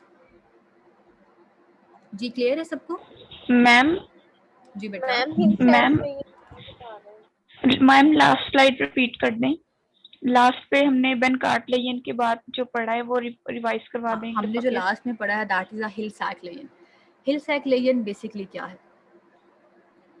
ये मेरा हेड ऑफ द ह्यूमरस है और ये मेरी ग्लेनाइड कैविटी है, ठीक है। ये है, अगर हेड ऑफ द ह्यूमरस मेरा एकदम से डिस्लोकेट होता है, ठीक है, एक्सीडेंट हो गया खुदा ना खास्ता, अगर ये एकदम से डिस्लोकेट होता है Yes, तो ma'am. क्या करेगा ये जब आगे वाली चीज के साथ एकदम से फोर्सफुली लगेगा तो इसके ऊपर डेंट आ जाएगा, ठीक है, डेंट इंडेंटेशन अंदर की तरफ चला गया या Yes, टूट ma'am. गया, Yes. डेंट पड़ गया इस पे, जैसे गाड़ियों पे पड़ता है डेंट। अब इसके ऊपर जो डेंट पड़ता है इसको हम कहते हैं हिल सैक लेयर। इसका एकदम से गिरना Hill cycling. या इसकी जो अपीयरेंस है वो ये रिप्रेजेंट करता है कि अगर ये जोर से लग रहा है सामने वाली चीज के ऊपर तो सामने वाले के साथ भी तो कोई नुकसान होगा, ठीक है। सामने वाली चीज जो Yes. है उसका ग्रेनाइड लेब्रम जो है वो रप्चर हो जाएगा। दोनों साइनोवियल जॉइंट्स आप लोगों ने पढ़ा होगा कि साइनोवियल जॉइंट्स के दरमियान में हमारा जो है वो कैप्सूल होता है, ठीक है, जॉइंट कैप्सूल है। जब एकदम से लगेगा Yes. तो ये जॉइंट कैप्सूल को कैप्चर करेगा, ये ग्रेनाइड लेब्रम को कैप्चर करेगा। तो ये चीज़ जो है that is called as Hill Sachs lesion के शोल्डर की डिसलोकेशन की वजह से जब शोल्डर ग्रेनाइड कैविटी के साथ आके एकदम से लगता है तो ह्यूमरस के ऊपर जो है वो डेंट पड़ जाता है और उसकी वजह से जब ये सामने वाले पे आके लगता है तो सामने वाले का कैप्सूल, सामने वाले का जो ग्रेनाइड लेब्रम है वो रप्चर हो जाता है। This is basically a Hill Sachs लेयर। और जितनी ज़्यादा फोर्स के साथ ये चीज़ लगेगी, जितनी ज़्यादा इंजरी होगी, उतने ही ज़्यादा शोल्डर की बार बार डिस्लोकेशन के चांसेस जो है वो इंक्रीज हो जाएंगे, ठीक है। Yes, ma'am. Oh, thank you, ma'am. Clear हो गया? You are welcome. इसके अलावा किसी का कोई क्वेश्चन Yes. है? यूसुफ आपने कुछ पूछना था लास्ट लेक्चर में से I guess. No ma'am. Ma'am loading वाले चैप्टर लेक्चर में से क्वेश्चन क्या था लोडिंग वाले लेक्चर में से क्वेश्चन? मैम उसमें हमने ना जब पढ़ी थी टॉर्क पढ़ी थी तो उसमें हमने पढ़ा था कि अगर उसकी आर्म लेंथ इंक्रीज करेंगे तो हमें कम फोर्स लगानी पड़ती है और अगर आर्म लेंथ कम करेंगे तो ज़्यादा फोर्स लगती है हमारी। लेकिन जब हम लिवरेज का कॉन्सेप्ट पढ़ते हैं कि जब हम जैसे भी एक्सरसाइज या किसी में कि हम जब एल्बो फ्लेक्स करेंगे तो उसमें हमारी कम फोर्स लगती है और जब एक्सटेंड करेंगे तो ज़्यादा फोर्स लगती है हमारी मूवमेंट में। तो उसमें आगे हमने इस तरह पढ़ा था कि वो उसके सेंटर ऑफ ग्रेविटी जो था ना वो फोर आर्म का हमने अलग से कंसीडर किया था फ्लेक्स्ड एल्बो में और आर्म का अलग हमने उसको किया था, कंसीडर किया था। तो वो तो हमारी फ्लेक्स कंडीशन में था। अच्छा, तो हमने एक्सटेंडेड आर्म की कंडीशन में भी हमने वही दोनों को अलग अलग कंसीडर किया था। तो हमने एक्सटेंडेड कंडीशन में क्यों अलग अलग कंसीडर किया था? आखिरी वाली की तो मुझे आपके क्वेश्चन की अभी नहीं क्लियर हुआ, समझ नहीं आई कि आप क्या पूछना चाह रहे हैं। पहले मैं आपका पीछे से कंसेप्ट क्लियर कर दूं तो ऑटोमेटिकली आपका आगे से खुद ही क्लियर हो जाएगा। आप ये बात कह रहे हो कि हम ये कह रहे हैं कि डिस्टेंस जब ज़्यादा होता है तो फोर्स कम लगानी पड़ती है, तो जब हम डिस्टेंस बढ़ा रहे हैं, हॉरिजॉन्टल आर्म कर रहे हैं, तो हमें फोर्स ज़्यादा क्यों लगानी पड़ रही है? इज इट ऐसा ही है? यही क्वेश्चन है आपका जो मैंने परसीव किया? नहीं मैम दोबारा बताइएगा, मुझे आवाज थोड़ी डिस्टर्ब हो गई। देखो, आपने ये कहा कि हम ये कहते हैं कि जब फोर्स ज़्यादा लगती है, यानी कि जब डिस्टेंस ज़्यादा होता है तो फोर्स कम लगानी पड़ती है, ठीक है। तो जब हम हॉरिजॉन्टली एक्सटेंडेड आर्म कर रहे हैं तो हमारा डिस्टेंस बढ़ गया, तो उस टाइम पे हमें फोर्स ज़्यादा क्यों लगानी पड़ी या लोड क्यों ज़्यादा हो गया?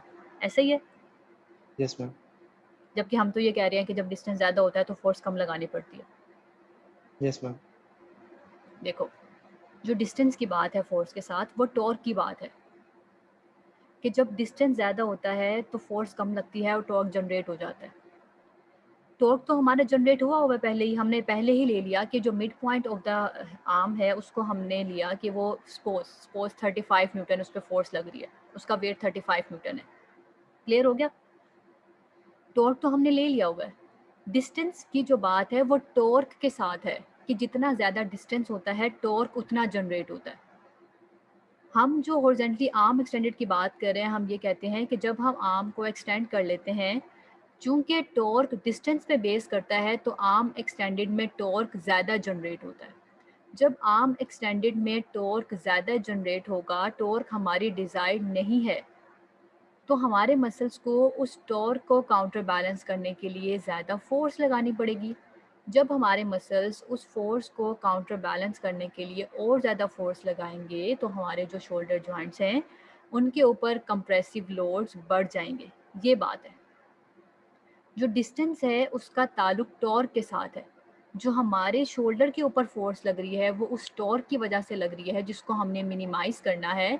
उस टॉर्क को मिनिमाइज करने के लिए जो हमारे मसल्स कॉन्ट्रैक्ट कर रहे हैं वो हमारे जॉइंट के ऊपर कंप्रेसिव लोड्स को बढ़ा रहे हैं। ये कॉन्सेप्ट है इसमें।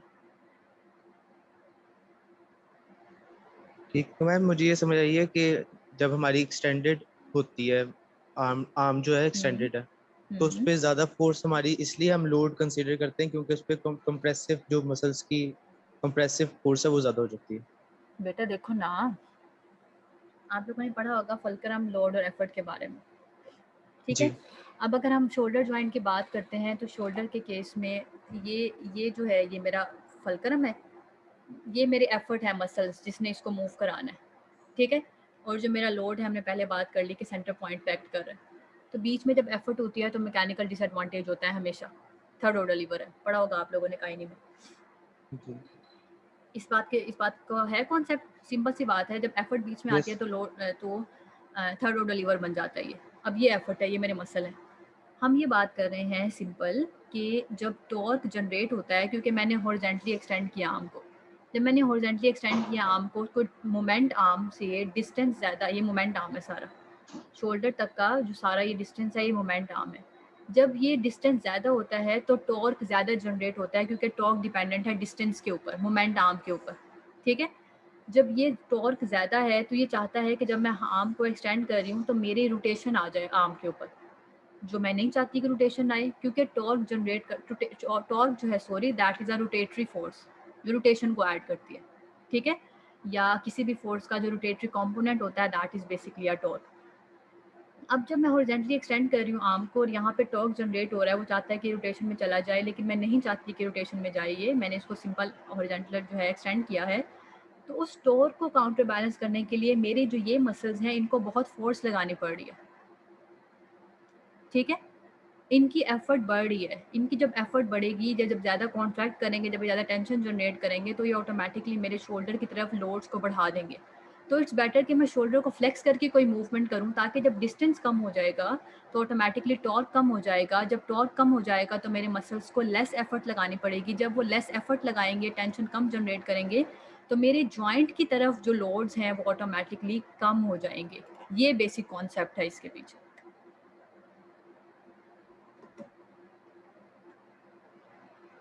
नहीं समझ आया ठीक यूसुफ? है, मैं आगे समझ नहीं इस बात की आगे समझ।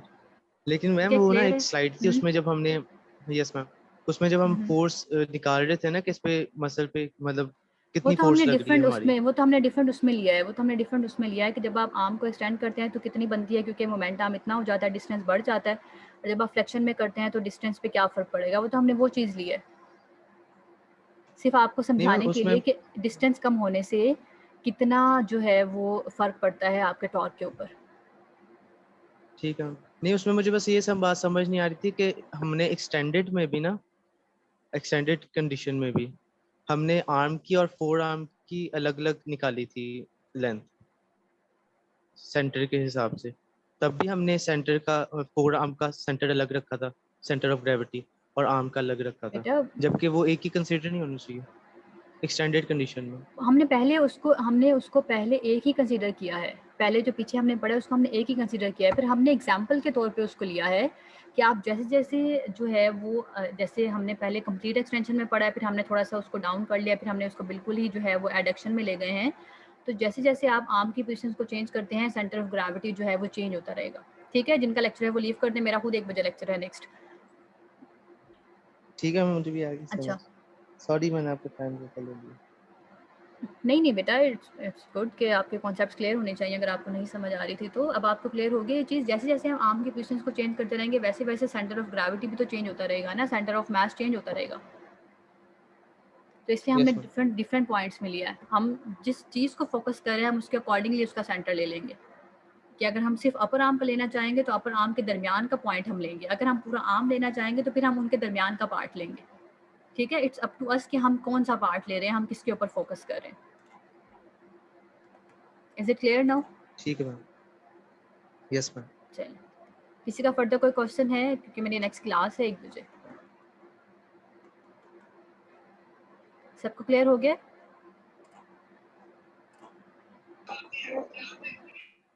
Yes ma'am. ठीक है बेटा, मैं इसको एंड कर रही हूँ, फिर किसी के फर्दर क्वेश्चन हो तो वो नेक्स्ट क्लास में पूछ ले फिर, ठीक है? या फिर काउंसलिंग आवर्स में आप ईमेल्स कर सकते हैं, हम सेशन जो है वो काउंसलिंग आवर्स में भी रख सकते हैं, और मेरे काउंसलिंग आवर्स LMS के ऊपर अपडेटेड हैं। ठीक है, मैं इसको एंड कर रही हूँ। ओके, अल्लाह हाफिज़। अल्लाह हाफिज़। अल्लाह हाफिज़।